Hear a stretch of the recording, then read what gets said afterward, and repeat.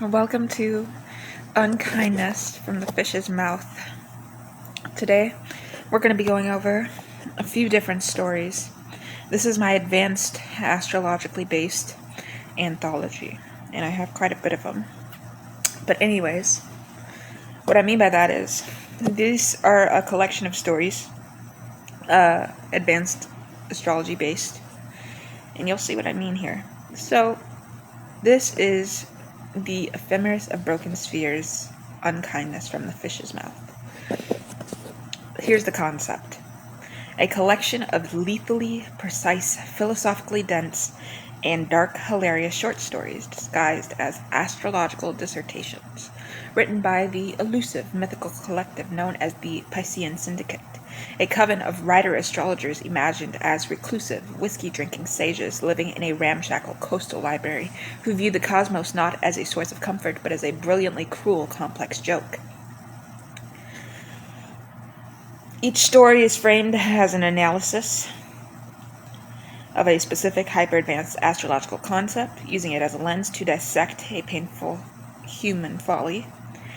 The charts are real, the techniques are accurate, but the conclusions are philosophical hand grenades. I know I won't read the voice part, but let's get into the sample stories and chapters because I'm very excited. So, we have quite a bit. So, with a treatise on the feral moon being our first story. On the nadir of childhood homes. Here's the concept of the first story, a deep dive into the moon in the 4th house, squared by Mars from the 12th house. Here's the story. A man meticulously renovates his deceased mother's house to toxic perfection, only to discover via a found birth chart that she secretly loathed the place and everyone in it. The dark punchline isn't a ghost, but a perfectly aspected astrological confirmation of ancestral contempt. And just making sure here, I think I have 5 stories or more. But the second story, your Venus is in detriment and so is your porcelain, a primer. The concept of this story is an exploration of Venus and Scorpio in the 6th house, ruling both aesthetics and daily drudgery. The story is a couple who bond over a shared love of brutalist architecture and precise silence hire a feng shui consultant as a form of mutual warfare. The story is a clinical breakdown of how shared taste can be the most efficient prison.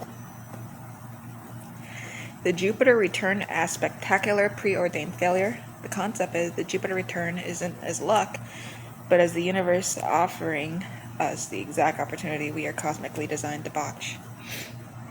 The story is a chronically kind pushover receives a sudden promotion, Jupiter expanding her 10th house of career. Her attempt to become authoritative is a cringeworthy, astrologically inevitable disaster of misunderstood power plays, culminating in her giving her entire department a raise and then resigning. The 4th story is of fixed stars and fixed ideas, the algorithm of grief. The concept is the impact of the fixed star Algol, the demon star, conjunct the natal sun. A rationalist tech CEO, after the sudden death of her partner, becomes obsessively convinced she can commune with him through the algorithmic patterns of his old spreadsheet models, a chillingly precise and sad funny look at how the mind seeks pattern, astrology data, to cage chaos. The 5th story is the Piscean Syndicate's Guide to Not Drowning. The concept is a meta-finale where the fictional authors themselves are analyzed. Their own charts with all heavy Pisces 12th house placements are used to explain the project. We are not wise, we are simply fluent in the language of the void. Humor is the life raft, precision is the paddle, the tide is still coming in. Here's the vibe. Essentially, this is a very advanced astrology-based anthology, like I said in the beginning of this video, with the philosophical core being it rejects the secret style cosmic benevolence, and it argues that astrology doesn't dictate fate. It describes the immutable landscape of the soul. The comedy and tragedy arise from how we, flawed and glorious, choose to build our houses on that particular pre-charted terrain, with the tagline being, "The stars made you ridiculous, here's why." So first, we have a treatise on the feral moon, on the nadir of childhood homes. So, the 4th house is about your home and your family. If you don't know, now you know. And you can see this in your natal chart.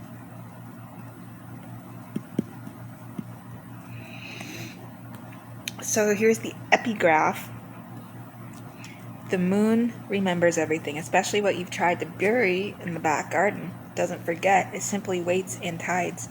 From the unpublished marginalia of the Syndicate's Tide-Bound Primer, again by the Piscean Syndicate. So let us consider, for our inaugural dissection, the most sentimentalized of orbs, the moon. The pulsing silver bulb of needs, of maternal soup and instinctual weepiness. A tidy little prison of feeling. We are told to honor it, to follow its cycles, to plant by it, to bleed in sympathetic magic with its waning. Sentimental hogwash. The moon is a feral thing. It is the part of you that, left alone in a quiet house, will without reason open the freezer and eat a fistful of frozen peas straight from the bag, weeping salt tears onto the icy pellets. Our specimen is one Martin Ellery, 48 years old, a man whose greatest passion was the collaborated humidity of his woodworking studio, and whose greatest fear was dust. His moon, as you will have gleaned, is in Cancer. Poetically obvious, it sits plump and crab-like in his 4th house, the astrological real estate of home, roots, the end of the matter. It should be a bastion of safety, but the cosmos abhors a simple sanctuary. Squaring this lunar muffin from the 12th house of secrets, self-undoing and things hidden like a shameful rash, is Mars. Not just Mars. Mars in Aries, exalted, feverish with impulsive pioneering rage. The geometry is a cage, the need for security. Cancer moon in a chokehold with the urge to burn the past down for fuel, Aries Mars, all happening in the subconscious theater, the 12th house. Martin's mother, Eleanor, died on a Tuesday, bequeathing him not warmth but real estate, a decaying dove-gray Victorian in a town that smelled perpetually of damp wool and regret. The house wasn't a home, it was a natal chart made manifest. Creaking floor, shifting lunar tides, pockets of inexplicable cold, the 12th house shadow, and a pervasive sense of something having been contained for too long. His project, therefore, was not mere renovation. It was a desperate, Mars-driven attempt to aspect his own history into something harmonious. He would fix the leaks, moon in the water sign, sand the warped floor, smoothing the square, repaint every wall the color of tranquil dawn. A laughable attempt to placate Mars with a marketing term. He spoke to contractors in the flawless, sterile vocabulary of restoration. We'll need to sister the joists, and the heart pine here is worth salvaging. He never said, I am trying to sister my own joists. I am trying to salvage the heart. The dark humor, as it always does, lay in the precision of his failure. The 12th house does not give up its ghost through earnest effort. It amplifies the echo of the unsaid.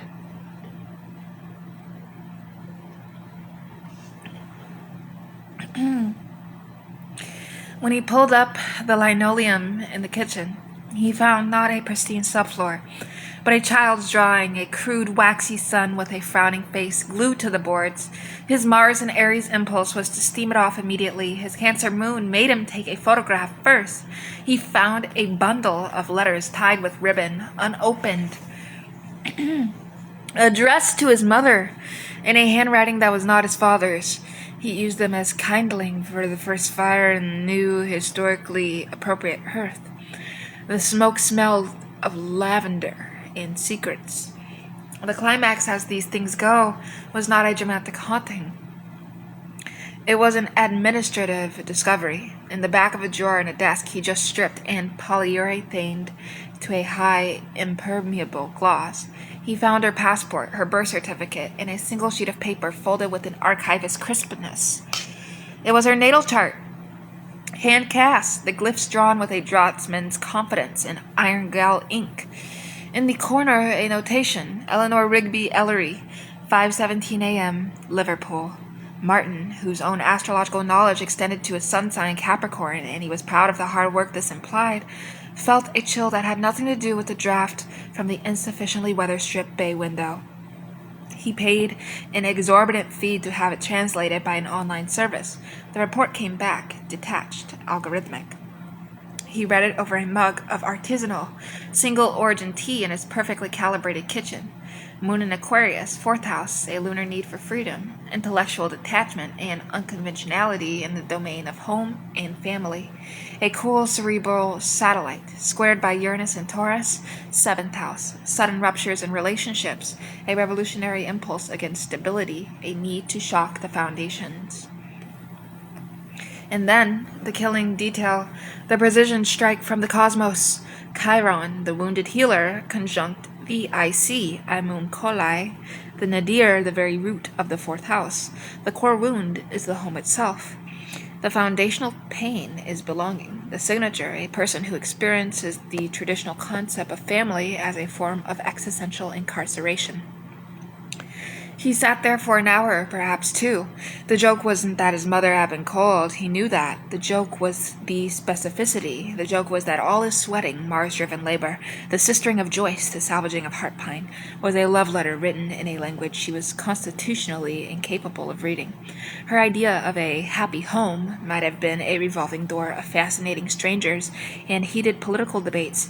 His was a silent, dust-free museum. He had been trying to heal a wound she didn't have in a language she didn't speak by polishing the very cage she spent her life trying to rattle. He looked at the tranquil dawn walls, he looked at the refinished floors, gleaming like a still brown lake under the LED pot lights. He heard the perfect mute silence. The Mars rage didn't come. The Cancerian tears didn't come. Instead, a strange, hollow chuckle escaped him, the sound of a man who has just read the exact blueprint of his own futility. The moon is feral. It doesn't care about your tranquil dawns. It remembers the frozen peas. It remembers the cold, Aquarian gaze of a mother who looked at her child and saw primarily a fascinating sociological experiment. Martin's project was never about preserving the past. It was a frantic, doomed attempt to build the mother he should have had a chart for. He got up, poured his precious tea down the sink of the farmhouse apron front he'd installed himself, and went to the garage. He retrieved a sledgehammer. He stood in the middle of the pristine living room, the nadir point of his own existence. He did not swing at the walls. That would be too Martian, too obvious. He simply placed the head of the hammer gently on the perfect floor, a period at the end of a sentence he'd finally learned to read. The house at last felt like home. The fourth house is not where we come from. It is the grave we dig for what we needed.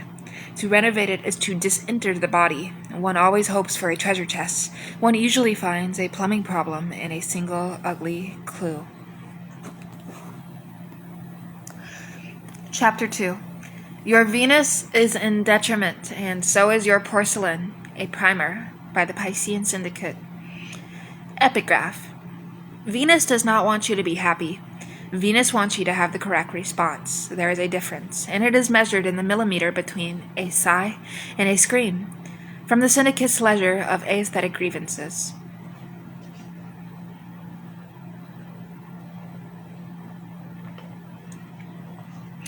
We turn now from the feral moon to the polished blade of Venus. Not the Venus of Valentine's, but Venus in her state of detriment. Venus in Scorpio. If Venus rules what we love, then Venus in Scorpio rules what we love to destroy. It is the placement of the connoisseur of decay, the archivist of wounds, the person for whom true intimacy is the act of handing another person the precise weapon that can most exquisitely eviscerate them. It finds beauty not in harmony, but in the crack that reveals the flaw in the glaze. Our case study is the union of Evelyn and Robert Vane. Their synastry chart, the astrological DNA of their relationship, was a masterpiece of controlled demolition. His Venus in Libra, airy, aesthetic, desperate for pleasant equipoise, fell directly into her 8th house of sex, death, and other people's money. Her Venus in Scorpio, fixed, watery, probing, sat squarely on his midheaven, the point of public reputation. They did not meet cute. They met in the stark, white silence of a gallery, both staring at the same brutalist steel sculpture titled IX. They did not speak. They simply recognized in the other's posture of critical appraisal a fellow swordsman. Their courtship was a series of exquisitely calibrated violations of taste. He took her to a restaurant so minimalist the menu was a single typewritten ingredient. She called the sommelier a curatorial coward to his face. He was aroused. She gave him a first edition of an obscure misanthropic poet with a single line underlined in what looked like rust. He wept. Their love was a shared sneer at a world of pastels and platitudes. Their wedding registry requested donations to a fund for the demolition of bad public art. Their home became their masterpiece, a concrete and glass box cantilevered over a ravine filled with objects that were not beautiful but correct. A single fossilized bone on a pedestal, a chair designed to be mildly uncomfortable to encourage alertness, walls the color of a November sky just before snow. Their shared taste was the binding agent, the spiritual epoxy. It was also, as Venus and Scorpio would have it, the most efficient prison ever designed. The fissure appeared, as it must, in the realm of the sixth house, the domain of daily routine, service, and petty ailments. Her Venus, remember, ruled her sixth. Aesthetics were not a refuge from her drudgery, they were the drudgery. The precise angle of the fossilized bone needed daily adjustment. The pH balance of the ravine view window cleaner was a weekly sacrament.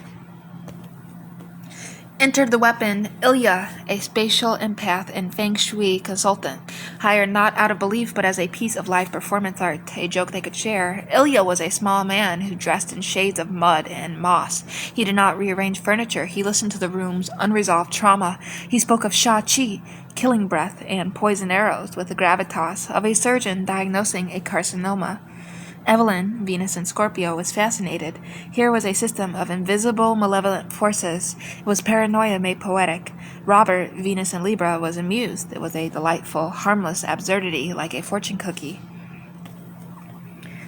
Ilya's first prescription, the fossilized bone, was generating isolating chi. It had to be replaced with a round, white quartz crystal to promote unifying flow. Evelyn, with the deadly seriousness of a Scorpio acolyte, agreed.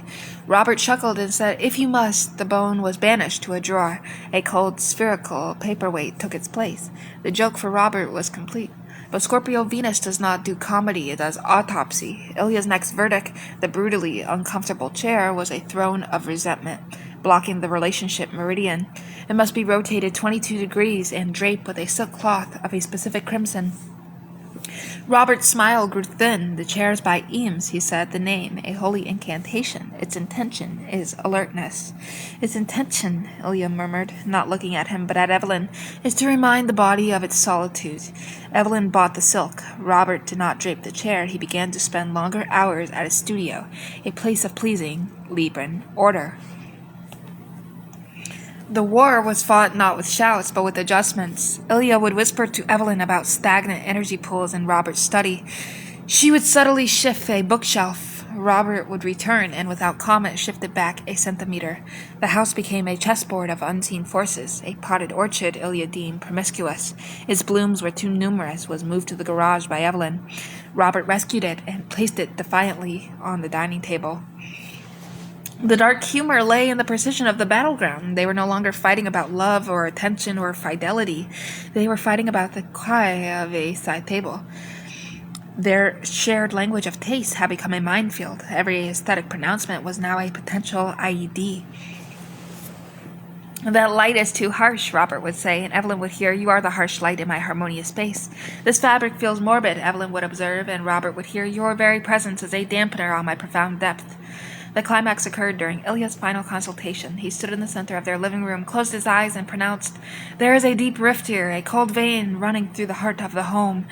It is structural." He opened his eyes and pointed a slender finger, not at an object, but at the floor-to-ceiling window itself, their prized view of the untamable ravine. "That, the ravine, it is a gaping mouth, swallowing your shared chai. It must be softened." His prescription was a cascade of absurdities, a fountain on the deck to bridge the divide with sound, a specific fast-growing vine to partially obscure the view, to blur the hard boundary. and the installation of a small brass wind chime shaped like a lotus to transform the devouring energy into enlightenment. Robert laughed, a real full-bodied Libran laugh of disbelief. You want us to soften a geological feature? To obscure the view we bought this house for? This is idiocy dressed as mysticism. Evelyn did not laugh. She looked from Ilya's placid face to Robert's laughing one, to the ravine, that beautiful, dark, scorpionic maw. She saw the truth. The ravine wasn't the problem. Robert's laughter was. His need for pleasant surface harmony was the cold vein. He wanted a home. She wanted a truth, even an ugly one. And Ilya, the mud-color provocateur, had simply handed her the vocabulary to name the weapon she already held. I think, Evelyn said, her voice perfectly modulated a Venus and Scorpio sonnet, the wind chime is a brilliant idea. Robert stopped laughing. He looked at her, truly looked, and said, and saw the connoisseur of decay who had always been there. Admiring the crack in his perfect glaze, his Venus and Libra face its ultimate detriments, a choice between a war for false peace or the silence of a truth too ugly to frame. He left that evening, taking only the uncomfortable chair and the promiscuous orchid. Evelyn stayed. She never installed the fountain, the vine, or the wind chime. She paid Ilya a staggering sum and never spoke to him again. She sits now in the perfect silence, gazing at the unsoftened ravine. It's still a gaping mouth. It's still swallowing chi. She finds it finally beautiful. Venus in detriment teaches us what we love is not what soothes us, but reveals us. What reveals us. Sometimes the most profound act of partnership is to hand your beloved the exact tool, a consultant, a criticism, a fossilized bone that will allow them to chisel you out of their life with museum-grade precision. The shared prison of taste remains, but now the only one inmate walks its halls, free at last to admire the quality of the bars. The sixth house is where love goes to do its chores. Venus here insists the altar be dusted. In Scorpio, she will use the dust to trace the outline of your corpse. A shared aesthetic is the most beautiful contract two people can sign, and like all contracts written in Scorpio, it's most valuable when breached. And I'll catch you in the next one for part 2.